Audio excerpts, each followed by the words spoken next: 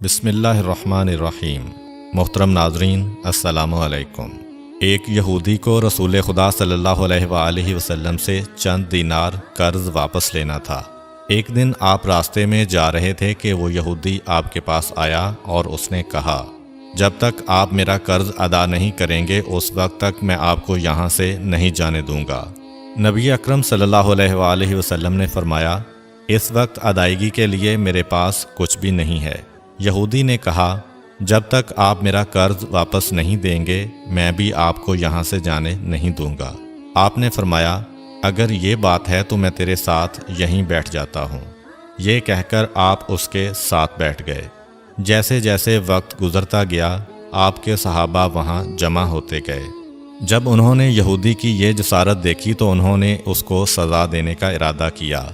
آپ نے انہیں ہر طرح کی تادیبی کارروائی سے روک دیا اور فرمایا کہ تم دور چلے جاؤ۔ حکم رسول کے تحت صحابہ دور چلے گئے۔ سورج لمحہ بلمحہ گرم ہو رہا تھا اور اس کی تپش سے آپ کو اذیت پہنچ رہی تھی، یہاں تک کہ آپ کے چہرہ اطہر سے پسینہ بہنے لگا۔ اس کے باوجود آپ نے کسی طرح کے غصہ کا اظہار نہ کیا اور کوئی سخت جملہ نہ کہا۔ آپ سارا دن وہیں بیٹھے رہے اور ظہر، عصر اور مغرب و عشاء کی نمازیں وہیں پڑھیں۔ پھر رات چھا گئی۔ آپ نے رات بھی وہیں بسر کی اور فجر کی نماز بھی وہیں پڑھی۔ صحابہ یہودی کو ڈرانے دھمکانے لگے۔ آپ نے فرمایا، تم اس سے یہ کیسا سلوک کر رہے ہو؟ صحابہ نے کہا، یا رسول اللہ، اس کی یہ جرت کہ آپ کو یرغمال بنا کر اپنے پاس بٹھا لے۔ آن حضرت صلی اللہ علیہ وآلہ وسلم نے فرمایا، اللہ نے مجھے اس لیے نہیں بھیجا کہ میں کسی ہم پیمان یا کسی اور پر ظلم کروں۔ جب دن چڑھا تو یہودی نے کلمہ اسلام پڑھتے ہوئے کہا، اشہد ان لا الہ الا اللہ و اشہد ان محمدً عبدہ و رسولہ۔ میں اپنی دولت کا ایک حصہ راہ خدا میں دیتا ہوں۔ میں نے آپ کو اس لیے نہیں روکا تھا کہ میں آپ کی توہین کروں۔ اس ذریعے سے میں آپ کے پیمانہ صبر کو آزمانا چاہتا تھا، کیونکہ تورات میں نے آپ کی یہ صفت پڑھی ہے، محمد بن عبداللہ مکہ میں پیدا ہوگا اور طیبہ کی طرف ہجرت کرے گا۔ وہ تندخو اور سخت مزاج اور بیہودہ گوئی کرنے والا نہ ہوگا اور کوئی جھوٹی بات زبان سے نہیں کہے گا۔ اس طرح سے میں نے آپ کو یہاں رکھ کر اس بات کی تصدیق کی ہے کہ تورات نے بالکل سچ کہا تھا۔ رسول اکرم صلی اللہ علیہ وآلہ وسلم مبعوث برسالت ہونے کے 3 سال بعد تک خفیہ طور پر دعوت اسلام دیتے رہے۔ اس کے بعد اللہ تعالیٰ نے آپ کو حکم دیا کہ آپ کھل کر اللہ کا پیغام پہنچائیں اور لوگوں کو خدا کی طرف دعوت دیں۔ ایام حج شروع ہوئے تو پورے جزیرۃ العرب سے لوگ مکہ کی طرف آنا شروع ہوئے۔ نبی اکرم صلی اللہ علیہ وآلہ وسلم کوہ صفا پر چڑھے اور آپ نے بلند آواز سے فرمایا، لوگو، میں اللہ کا رسول ہوں، تم اللہ رب العالمین پر ایمان لے آؤ۔ لوگ آپ کی طرف متوجہ ہوئے اور انہوں نے تعجب سے یہ اعلان سنا اور سب کی خواہش ہوئی کہ وہ اعلان کرنے والے کو دیکھیں۔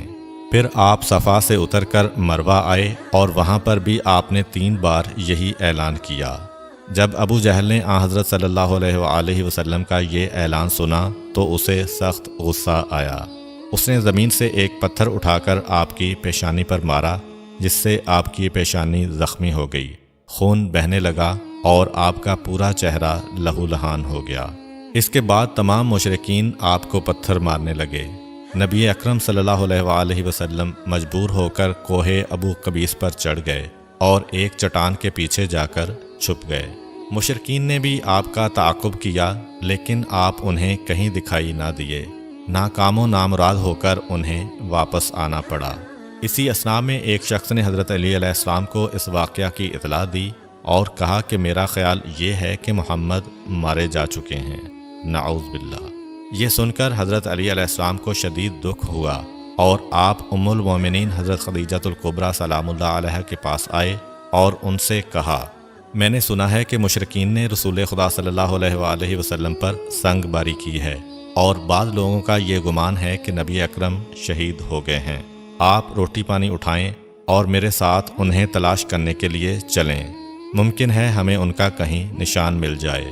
آپ وادی پر نظر رکھیں اور میں پہاڑ کے دامن میں آپ صلی اللہ علیہ وآلہ وسلم کو تلاش کرتا ہوں۔ آپ روتے ہوئے آگے بڑھے اور آپ کہہ رہے تھے، یا رسول اللہ، ہمیں جواب دیں، آپ کہاں ہیں؟ میری روح آپ پر قربان، آپ کس وادی میں بھوکے پیاسے ہیں؟ آپ نے مجھے اپنے ساتھ کیوں نہ لیا تھا؟ حضرت خدیجہ رو رو کر فریاد کر رہی تھیں، کوئی ہے جو نبی مصطفیٰ کی مجھے خبر دے؟ کیا کسی نے انہیں دیکھا ہے جو مجھے ان کے متعلق بتلائے؟ اس وقت جبریل امین علیہ السلام رسول خدا صلی اللہ علیہ وآلہ وسلم پر نازل ہوئے۔ ان کے پیچھے ملائکہ کی بہت سی صفیں تھیں۔ انہوں نے حضرت صلی اللہ علیہ وآلہ وسلم سے کہا، خداوند جبار نے ہمیں آپ کے فرمان کی تعمیل کے لیے بھیجا ہے۔ اگر آپ چاہیں تو ہم اس قوم کو تباہ کر دیں گے اور ان کا دنیا میں کہیں نام و نشان تک دکھائی نہ دے گا۔ رحمت للعالمین نے فرمایا، میں نبی رحمت بنا کر بھیجا گیا ہوں، میں عذاب و انتقام کا حامی نہیں ہوں۔ پروردگار میری قوم کو معاف کر دے، وہ مجھے جانتے نہیں ہیں۔ جبریل امین علیہ السلام نے حضرت صلی اللہ علیہ وآلہ وسلم سے کہا، خدیجہ سلام اللہ علیہا آپ کو تلاش کر رہی ہیں۔ خدیجہ کے رونے نے آسمان کے فرشتوں کو رلا دیا ہے۔ آپ انہیں جواب دیں، خدا کی طرف سے اور ہماری طرف سے انہیں سلام پہنچائیں اور انہیں جنت کی بشارت دیں۔ نبی اکرم صلی اللہ علیہ وآلہ وسلم نے خدیجہ و علی کو صدا دی اور انہیں اپنے پاس بلایا۔ دونوں شخصیات آپ کی خدمت میں حاضر ہوئیں۔ انہوں نے آپ کی پیشانی پر پٹی باندھی اور گھر لے آئے۔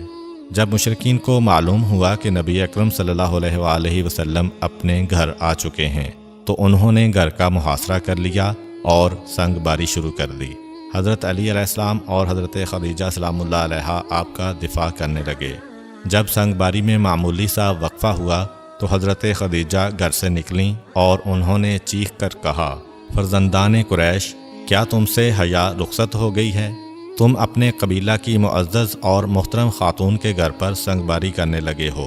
اگر تمہیں خدا کا خوف نہیں ہے تو دوسرے لوگوں کو اپنے اوپر ہنسنے کا موقع نہ دو اور اپنے لیے ہمیشہ کی ذلت و بدنامی تو نہ خریدو۔ جب مشرکین نے حضرت خدیجہ سلام اللہ علیہا کی گفتگو سنی تو ندامت کے مارے ان کے سر جھک گئے اور وہ شرمندہ ہو کر اپنے گھروں کو چلے گئے۔ نبی اکرم صلی اللہ علیہ وآلہ وسلم نے دعوت اسلام کا آغاز ان روح فرسا واقعات کے ساتھ کیا تھا۔ آپ پر کروڑوں سلام ہوں۔ آپ نے لوگوں کو گمراہی و ضلالت سے بچانے کے لیے قدم قدم پر تکالیف اٹھائیں اور صدمے برداشت کیے۔ امید کرتا ہوں کہ آپ کو آج کی ویڈیو اچھی لگی ہوگی۔ اگر آپ کو ہماری ویڈیو اچھی لگی ہے تو ویڈیو کو لائک کریں اور مزید اس طرح کی ویڈیوز دیکھنے کے لیے ہمارا چینل سبسکرائب کر لیں۔ ملتے ہیں نیکسٹ ویڈیو میں، اجازت دیجیے، اللہ حافظ۔